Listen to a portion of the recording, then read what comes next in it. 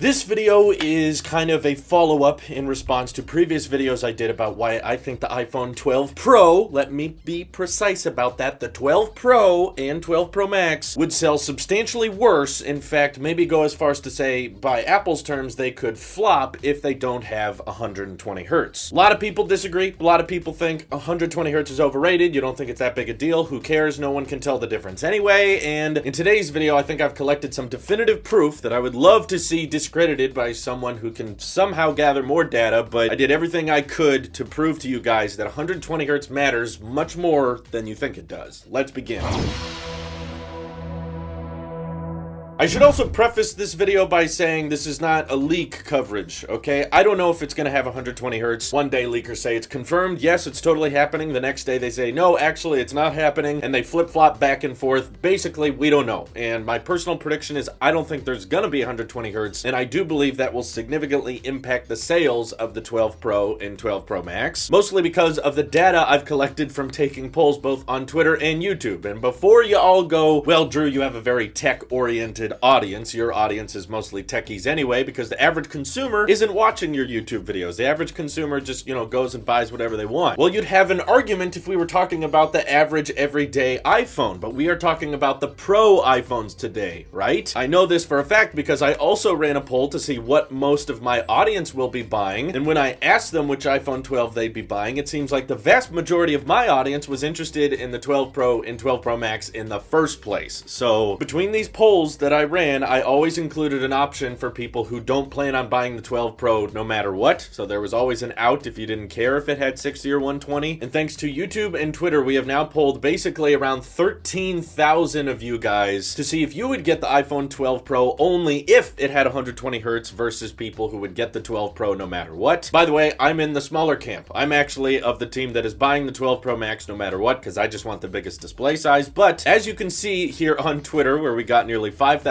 votes, there's actually a noticeable amount of people voting more so for they will only get the 12 Pro if it gets 120 hertz compared to the much smaller number of people that said they would get it no matter what. So they don't care if it's 60 or 120. That means over double. That means that if the iPhone 12 Pro does not have 120 hertz, it will see less than half the potential amount of sales it could get if it does have 120 hertz. And as we made our way over to the YouTube poll, we got well over 8,000 votes suggesting that, once again, there are much more people that are only buying the 12 Pro series if it has 120 hertz compared to the people that are buying it no matter what. So a lot of you may see these charts and say, they're pretty close, they're pretty similar. My point in today's video is even if they were tied, even if they were half and half, that is a very substantial difference of people that say, I'm on the fence. If they can't deliver 120 hertz, then I'm not interested, versus people that say, it could be 60, it could be 120, I don't care, I'm always getting the Pro iPhone. The truth here is that I have alluded to so many times in the past that just because people can't tell the difference between 60 and 120 and you guys don't think it's that big of a feature, you get used to it, you've seen it on your iPad Pro and you don't think it's that big a deal, you care more about battery life and battery performance. The problem is, whenever you use that average consumer argument of most don't care, they already have a phone and it's not the Pro iPhone, okay? Because you're right, the average consumer can't see the difference between 60 and 120. I'm not trying to dispute that. I completely agree. I've tried to show 120 hertz to so many of my friends and family, and yes, the average person cannot tell the difference, but the Pro iPhones are not for the average consumer. The average consumer is buying the iPhone 12, they're gonna go with the 5.4 inch small iPhone because it's cheap, or the 6.1 inch iPhone 12 Max just because it's got the screen they like, the camera's good enough, and it's got the updated design language. And at the end of the day, that's what most people buying the new iPhone are gonna care about. As we've already seen with iPhone sales, most people can't even tell the difference between an LCD and an OLED unless you do a direct side-by-side comparison, and even then it's kind of a close call because the vast majority of new iPhones being purchased are the iPhone 11. That's what most people are buying, even when the 11 Pro and 11 Pro Max have noticeable display advantages.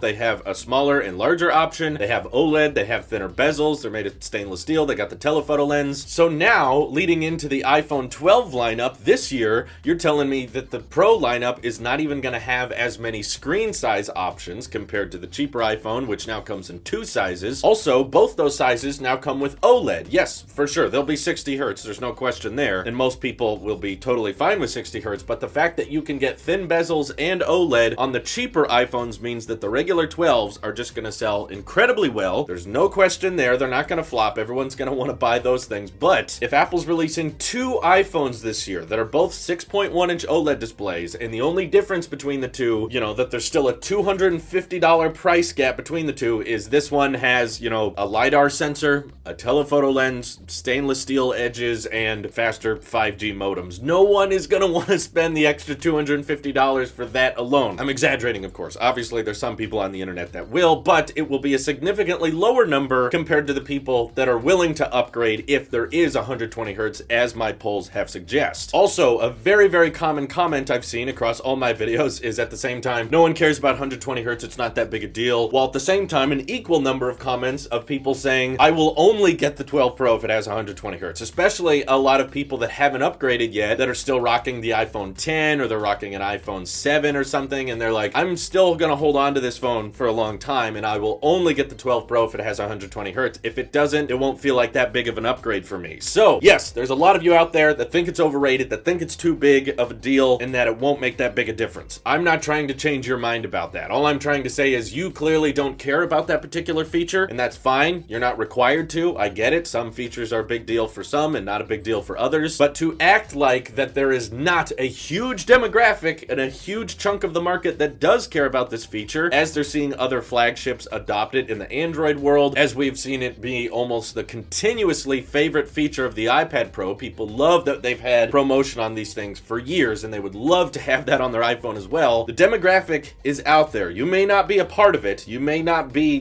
part of this demographic that cares about that buttery smooth richness in the display, but they're absolutely present. They are serious, and this data we're collecting is showcasing that Apple will see more than double the amount of sales of the 12 Pro if it has 120 hertz compared to if it doesn't. So that's what I mean when I say 12 Pro is likely gonna flop if it doesn't support it, because there's very, very little reasons to update it other than just, I guess some people are like me and they just want the biggest display possible. But again, the number of people on the fence outweigh the number of people that are gonna buy the Pro no matter what. After making all kinds of videos on the iPhone 12 and seeing what most people are asking about and what people click to watch content for, I can absolutely guarantee you, as a YouTube creator that loves talking about iPhones, 120 hertz is very heavily requested. It's the most sought after comment I get about the iPhone 12. People care about this more than any other subject with the iPhone 12 right now. And just because you don't care about it doesn't mean there's a huge number of people that don't. So hopefully that can breathe some sense into the subject as to why I think this is important, why I really hope Apple is going to make it work somehow with the 12 Pro, despite leaks saying otherwise, because I'm afraid of the snowball effect with the iPhone 12 Pro series, because they're going to not put 120 hertz on them, then barely anyone's going to buy them, they're not going to sell that well, and then Apple says, oh, okay, I guess we don't need to focus too much on Pro iPhones anymore, and then they get less and less features, and Apple just treats, the basic entry-level iPhones as the top priority, which, for the average consumer makes sense, but for someone who does care about having the best specs and a large display and the biggest battery and, the premium design language, I want that to be competitive with all of the other Android alternatives it's going up against, and 120 hertz is a great way to make sure that happens. But I'm sure some of you guys love disagreeing with the facts as well, so feel free to hit me up over on Twitter, join my Discord if you don't believe me, but just be prepared to present your own analytical counter evidence, okay? Because I expect polls that collect more data than mine if you expect mine to be inaccurate. Anyway, this is your App Sheep here. I'll see you in the next one.